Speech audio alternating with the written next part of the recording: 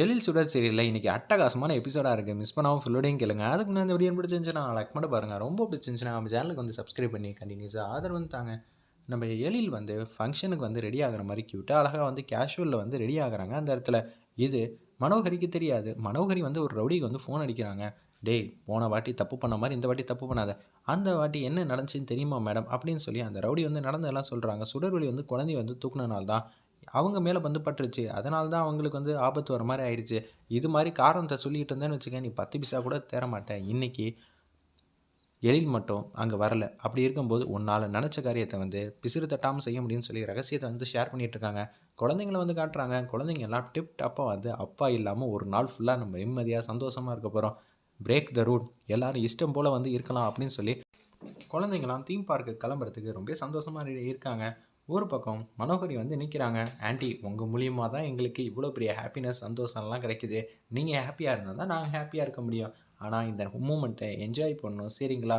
எல்லாரும் ஒத்துமையாக தான் இருக்கணும், தனித்தனியாக பிரிஞ்செல்லாம் போகக்கூடாது. சரி ஆண்டி, நாங்கள் பார்த்துக்குறோம் அப்படின்னு சொல்லும்போது குட்டி பாப்பா அஞ்சலி பேசுகிறாங்க. இவங்க எல்லாரையும் வந்து கண்ட்ரோல் பண்ண வேண்டியது ஏன் பொறுப்பு. நான் தலைமை தாங்கி எல்லாரையும் கரெக்டாக வந்து வச்சுக்கிறேன். ஒன்றை பார்த்துக்கவே 2 ஆள் தேவைப்படும். நீ எல்லாரையும் வந்து கண்ட்ரோல் பண்ணுறியா? அஞ்சலி பாப்பா, இங்கேயே சேட்டையே பண்ண ஆரம்பிச்சிட்டிங்களா? ஆமாம், அப்பா இல்லைல்ல, அதனால் எனக்கு ரொம்ப சந்தோஷமாக இருக்குது. நாங்கள் இன்றைக்கி ஃபுல்லாக நிம்மதியாக ஹாப்பியாக இருக்க போகிறோம் அப்படின்னு நினச்சி குழந்தைங்களோட ஃபேஸில் வந்து புரிப்பு தாங்கலை. சீக்கிரம் கிளம்புங்க, டைம் ஆகுதுல்ல.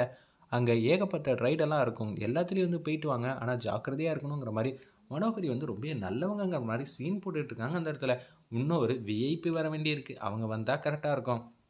யாரா அது நமக்கு தெரியாமல் வரப்போ பாருங்க அப்படின்னு சொல்லும்போது டிப் டாப்பாக கேஷுவலில் வந்திருக்காங்க. அந்த இடத்துல இதை பார்த்தோன்னு வந்து பேரதிர்ச்சியாக இருக்காங்க நம்ம மனோகரி.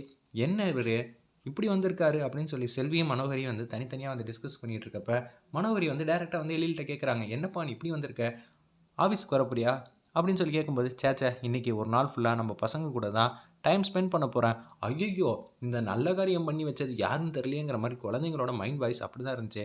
ஒரு பக்கம் மனோகரி வந்து கேட்குறாங்க, ஃபஸ்ட்டு நான் தான் பெர்மிஷன் கேட்க உங்கள் ரூமுக்கு வந்தேன். அப்போ கூட நீ சொல்லியே, நேற்று நைட்டு தமிழ் வந்து சொல்லியிருந்தா.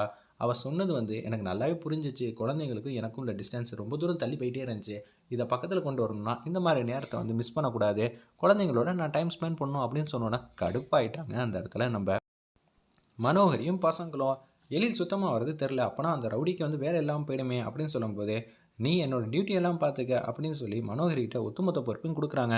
இல்லைப்பா, இன்றைக்கி ஏகப்பட்ட மீட்டிங் எல்லாமே இருக்குல்ல, அது எல்லாம் போஸ்ட்மான் பண்ணிடு. இல்லாட்டி நீ என் இடத்துல என்ன சர்வே பண்ண மாட்டியா என்ன? நீ தான் சூப்பராக வந்து மீட்டிங்லாம் சமாளிப்பல்ல, உன்னை பற்றி எனக்கு தெரியுமே. ஐயையோ, எழில் இப்போ பாராட்டுறான். ஆனால் இப்போ சுடரும் எழிலும் தனித்தனியாக வெளில போனால் சரி வராதேங்கிற மாதிரி யோசிக்கிறாங்க.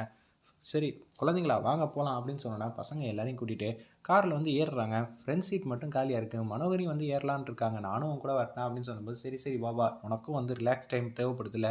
ஐயா, நானும் இந்த மாதிரி இடத்துக்குலாம் வந்ததில்லை. சரி, இத்தனை குழந்தைங்களை கூட்டிகிட்டு போகிறோம், செல்வி நீயும் வா, நீயும் வந்தால் நல்லா தான் இருக்கும் அப்படின்னு சொன்னோன்னே அப்படியே எல்லோரும் வந்து வண்டியில் ஏறுறப்ப ஃப்ரண்ட் சீட்டில் உட்காரலான்னு போகிறாங்க. நம்ம மனோகரி, ஆண்டி எங்கே போகிறீங்க அப்படின்னு சொல்லி புடையை பிடிச்சி இழுக்கிறாங்க நம்ம அஞ்சலி. ஏன் என்னாச்சு? நான் தான் ஃப்ரண்ட் சீட்டில் உட்கார போகிறேன், நீங்கள் பின்னாடி சீட்டில் போய் உட்காருங்கன்னொன்னே செல்வி உட்காந்துருக்காங்க. வீட்டு வேலைக்காரின்னு சொல்லாமல் மனோகரியை வந்து அஞ்சலி வந்து செல்வி பக்கத்தில் வந்து உட்கார வச்சுட்டாங்க. வேறு லெவலில் மாசம் இருந்துச்சுன்னே சொல்லலாம். ஃப்ரண்ட் சீட்டில் யார் உட்கார போகிறான்னு பார்த்தீங்கன்னா, சுடர் இங்கே வாயேன், சரி தூக்கி விட சொல்ல போகிறா அப்படின்னு சொல்லி தான் மனோகரி வந்து நினைக்கிறப்ப, நீ ஃப்ரண்ட்டில் உட்காரு, நான் உன் மடியில் உட்காடுறேன் அப்படின்னு சொல்லும்போது க்யூட்டாக அழகாக இருந்துச்சுன்னே சொல்லலாம் அந்த சீன்லாம். எழில் பக்கத்தில் உட்காந்தோன்னு வந்து மனோகரிக்கு வந்து வயிறு எரிய ஆரம்பிச்சிருது. சீட் பெல்ட் வந்து மாட்ட தெரில நம்ம தமிழுக்கு. என்ன பண்ணணுன்னு தெரியாமல் இருக்காங்க. அப்பன்னு பார்த்து எழில் வந்து அவங்க ஒரு கை எடுத்து அப்படியே சீட் பெல்ட் எடுத்து மாட்டி விடுறாங்க குனிஞ்சு. இதை பார்த்தோன்னு வந்து செமையாக வந்து கடுப்பாகிறாங்க மனோகரி. அப்படியே கார் எடுத்துகிட்டு அப்படியே சல்லுன்னு போக ஆரம்பிச்சிட்டாங்க. போனோன்னே ரூல்ஸ் அண்ட் ரெகுலேஷன்லாம் போட ஆரம்பிச்சிட்டாங்க. எழில் எப்போதும் போல், நீங்கள் எல்லாரும் சொல் பேச்சை வந்து கேட்கணும். இங்கே எத்தனை ஏரியா வந்து சுத்தபத்தமாக இருக்குன்னு தெரியாது. அப்படி இருக்கும்போது டைட்டில் பார்க்கில் ரொம்ப உஷாராக தான் இருக்கணும், சரியா அப்படின்னு சொல்கிறாங்க அந்த இடத்துல. சரிங்க, நான் அப்படியே பண்ணிடுறேன், எந்த பிரச்சனையும் இல்லை அப்படின்னு சொல்லும்போது, உங்கள் எல்லாருக்கும் நான் டிக்கெட் வந்து வாங்கிட்டு வரேன், ஆனால் பிரேக் த ரூல்ஸ் எதுவும் பண்ணக்கூடாது, சரியா அப்படின்னு சொல்லிட்டு இருக்காங்க. அந்த இடத்துல நம்ம 7 டிக்கெட் வாங்குறதுக்காக போகிறாங்க. போகிற போக்க பார்த்தா நீங்கள் வந்து தனியாக வந்து டீலில் விட்டுருவாங்க. நம்ம எழில் சாருக்கும் தமிழுக்கும் தான் ஏதாவது வந்து டச்சிங் வரும் போல் இருக்கே, 2 பேரும் சேர்ந்துட போகிறாங்க, பார்த்துக்கங்க அப்படின்னு சொன்னோன்னா கடுப்பாயிடுறாங்க. அந்த இடத்துல மனோகரி, என்ன நினச்சிட்டு இருக்கா, கூடிய சீக்கிரம் வந்து எல்லாரையும் வீட்டை விட்டு துரத்தாமல் நான் விட மாட்டேன் அப்படின்னு தான் மனோகரி வந்து திட்டம் போடுறாங்க அந்த ரவுடி வச்சு. பசங்களாம் வந்து யோசிக்கிறாங்க, ஐயோ அப்பா இங்கே இருக்காங்க, இப்போதைக்கு நம்மளால் என்ஜாய் பண்ண முடியாது, இன்றைக்கி ஃபுல்லாக நம்மளை தேடிக்கிட்டே இருக்கணும், என்ன பிளான் பண்ணலாம். அஞ்சலி தான் வந்து கோவப்பட மாட்டாங்க நம்ம அப்பா கிட்ட. அஞ்சலி இங்கேருந்து ஓடேன், உன்னை துரத்திக்கிட்டே வர மாதிரி எல்லோரும் வந்து எஸ்கேப் ஆயிடலாம், ஒரு நாள் வரைக்கும் நம்மளை தேடட்டும், நம்ம இஷ்டத்துக்கு ஹாப்பியாக இருக்கலாம், அப்பா திட்டுவார், அதெல்லாம் பார்த்துக்கிட்டு இருந்தா சரி வராதுன்னொன்னே குழந்தைங்க வந்து ஓடுறதுக்கு தயாராக இருக்காங்க. ஒரு பக்கம் சார் நீங்கள் செய்கிறது எதுவுமே தப்பு சார், எல்லாமே தப்பாக தான் சார் இருக்குது அப்படின்னு சுடர்வழி வந்து பேச ஆரம்பிக்கிறாங்க. நான் என்ன தப்பு செஞ்சேன், இங்கே வந்ததே வந்து குழந்தைங்க எல்லா விஷயத்தையும் மறந்துட்டு மொட்டை மாடியை தவிர அவங்களுக்கு ஒரு உலகம் இருக்குதுன்னு பார்த்தா இது மாதிரி ஒரு இடத்த வந்து என்ஜாய் பண்ணதான். ஆனால் நீங்கள் என்ன பண்ணுறீங்க, சுத்தமாக வந்து அந்த நிம்மதி சந்தோஷத்தெலாம் கெடுக்கிற மாதிரி இங்கேயும் ரூல்ஸ்னால் இதை செய்யாதங்கிற, இங்கே பப்ளிக் பிளேஸில் எப்படி வந்து இருக்கணும்னு ஒரு நாகரிகம் இருக்குது, அதை பிரேக் பண்ணக்கூடாதுல்ல. அது எல்லாம் ஓகே தான் சார், வீட்டுக்கு கூட்டிகிட்டு போனதுக்கப்புறம் ஒரு வாட்டிக்கு 10 வாட்டி கூப்பிட்டு கூட திட்டுங்க, ஆனால் இந்த இடம் அவங்களோடது, அவங்க மூமெண்ட்டை என்ஜாய் பண்ணுங்கள், அட்லீஸ்ட் திட்டாமல் இருக்கலாம்ல, குழந்தைங்க வந்து இப்படியே பண்ணால் எப்படின்னு. சரி நான் பார்த்துக்கிறேன், திட்டலாம் இல்லைன்னு சொல்லிட்டு டிக்கெட் வாங்கிட்டு வரப்போ குடுகுன்னு பசங்களாம் ஓடிட்டாங்க. பசங்களாம் ஓடுறாங்கங்கிற மாதிரி செல்வி வந்து மனோகரிகிட்ட வந்து சொல்கிறாங்க. ஓடுனா ஓடட்டும், அந்த ரவுடி பசங்க தூக்குனா ரொம்பவே நல்லா தான் இருக்குங்கிற மாதிரி மனோகரி கேவலமாக யோசிச்சுட்டு இருக்காங்க.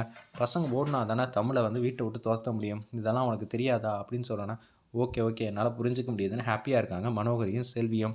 சார் குழந்தைங்களாம் ஓடுறாங்க சார், நான் முன்னாடி போய் துரத்துறேன், நீங்களும் பின்னாடி வந்துருங்கன்னு. என்னடா அது வந்த நேரமே சரியில்லை அப்படின்னு நம்ம எளியில் நினச்சிட்டு வேகமாக ஓடுறாங்க. குழந்தைங்கள்லாம் வந்து அந்த விட வேகமாக வந்து முன்னாடி வந்து ஓடிக்கிட்டு இருக்காங்க. ஒரு கட்டத்தில் வந்து அப்பாடா அப்பாக்கிட்டேயும் தமிழ்கிட்டேயும் தப்பிச்சிட்டோம், தமிழும் பின்னாடியே துரத்திக்கிட்டே வந்திருக்கானோன்னே தமிழ் வந்து வேறு டேரெக்ஷனில் வந்து ஓடிக்கிட்டு இருக்காங்க. அந்த இடத்துல நம்ம தமிழ் இவன் என்ன பைத்தியகாரித்தனமாக வேற எங்கேயோ ஓடிக்கிட்டு இருக்கா, சரி குழந்தைங்க போகிற டேரெக்ஷன் நம்ம துரத்தோன்னு சொல்லிட்டு குழந்தைங்க பின்னாடியே வந்து ஓடிக்கிட்டு இருக்காங்க. எலியில் வேறு லெவலில் ஃபிட்னஸாக இருந்தாப்லேயே சொல்லலாம். நம்ம எலியில் செம ஸ்பீடாக வந்து ஓடிட்டு இருக்காப்புல. குழந்தைங்க ஒரு பக்கம் நின்ட்டாங்க. அப்படியே அதிர்ச்சியாக வந்து பார்த்தா ஆப்போசிட்டில் தமிழ் வந்து இருக்காங்க. அவங்களுக்கு முன்னாடி ஏன்னா அவன் முன்னாடி வந்து நிற்கிறா, நமக்கு முன்னாடி பின்னாடி திரும்பி பார்த்தா எழில் இருக்காங்க. ஓ இதுக்கு தான் வந்து இப்படி போனாலா சார், நம்ம என்ன பண்ணலான்னா 2 பேரும் ஓடி போய் வந்து குழந்தைங்களை வந்து பிடிச்சிடலாம், அப்படி தான் சார் செய்யணுங்கிற மாதிரி சிம்பாலிக்கு ஐடியா சொன்னனால 2 பேரும் வந்து ஓடி வந்து குழந்தைங்களை பிடிக்கலான்னு இருக்கிறப்ப திருப்பி வந்து ரைட்டை கட் பண்ணிட்டு வேகமாக ஓடுறப்ப எலியில் சுடரை வந்து கட்டி பிடிக்கிறாங்க. சுடர் வந்து எலியில் கட்டி பிடிக்கிறாங்க. அப்படியே வந்து ஸ்லிப் ஆகிறாங்க. பேலன்ஸ் தருமாறனால எலியில் வந்து அப்படியே பிடிச்ச மாதிரி இருக்காங்க. மனோகரியும் செல்வியும் பார்த்து பேரதிர்ச்சியாக இருக்காங்க. பல நழுவி பாலில் விழுவும் தெரியும்ல, இந்த பழமொழியை மட்டும் கம்ப்ளீட் பண்ண உன்னை தொலைச்சிவிடுவோம் தொலைச்சி அப்படின்னு சொல்லி செமையாக வந்து கடுப்பில் வந்து பேசுகிறாங்க. செல்வி வந்து கண்ணாமண்ணான்னு திட்டுறாங்க. மனோகரி அல்டிமேட் சீனாக அமைச்சிச்சின்னே சொல்லலாம். சார் பசங்க பாவம் சார் அப்படின்னு சொல்லும்போது சாரிம்மா உன்னை தெரியாமல் வந்து கட்டி பிடிச்சிட்டேன். இல்லை சார் உங்கள் ஃபீலிங்ஸ் என்னால் புரிஞ்சிக்க முடியுது, குழந்தைங்கள தானே வந்து பிடிக்கலான்னு இருந்தீங்க, அவங்க நவுந்து போயிட்டாங்க, ஏய் எதுக்குடா இப்படி ஓடிக்கிட்டு இருக்கீங்க நில்லுங்கடா அப்படின்னு சொன்னோன்னா குழந்தைங்களாம் நின்ட்டாங்க. இங்கே வா அப்படின்னு சொல்லும்போது ஃபஸ்ட்டு அஞ்சலி தான் வந்து குடுக்குன்னு ஓடினா, அவளை பிடிக்கலான்னு தான் நாங்கள் போனோம், மற்றபடி ஒன்றும் இல்லை, நீங்கள் ரூல்ஸை வந்து பிரேக் பண்ணுறீங்க, உங்களை சுத்தமாக எனக்கு பிடிக்கல, வந்த 10 நிமிஷத்துக்குள்ளே இவ்வளோ சேட்டையா, ஹாஸ்பிட்டல்லையும் ரூல்ஸை ஃபாலோ பண்ணல, இங்கேயும் ரூல்ஸை ஃபாலோ பண்ணலாம், என்ன அர்த்தம், கொஞ்சம் டீசெண்டாக வந்து நடந்துக்கங்க அப்படின்னு சொல்கிறாங்க. இதை கேட்டோன்னா வந்து கடுப்பாயிட்டாங்க நம்ம மனோகரி.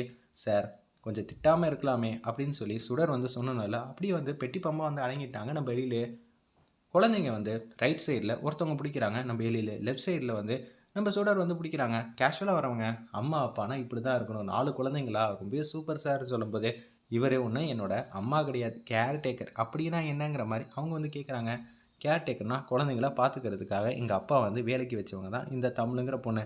ஓகே அப்படின்னு சொல்லும்போது ஃபேமிலி ஃபோட்டோவாக இருந்து குரூப்பாக இருந்தால் எப்படி இருக்குன்னு சொல்லிட்டு யோசிச்சு பார்க்குறப்ப 4 குழந்தைங்க சென்டரில் இருக்காங்க, ரைட் சைடில் வந்து எழில் இருக்காங்க, லெஃப்ட் சைடில் வந்து சுடர் வந்து ஒரு பொண்ணை வந்து கைப்பிடிச்சிட்டு இருக்காங்க. நம்ம அஞ்சலி பாப்பாவை செம்ம க்யூட்டாக அழகாக இருந்துச்சுன்னே சொல்லலாம் அந்த சீன்லாம். இதெல்லாம் பார்த்து வயிறு எறிகிறாங்க நம்ம மனோகரியும் செல்வியும்.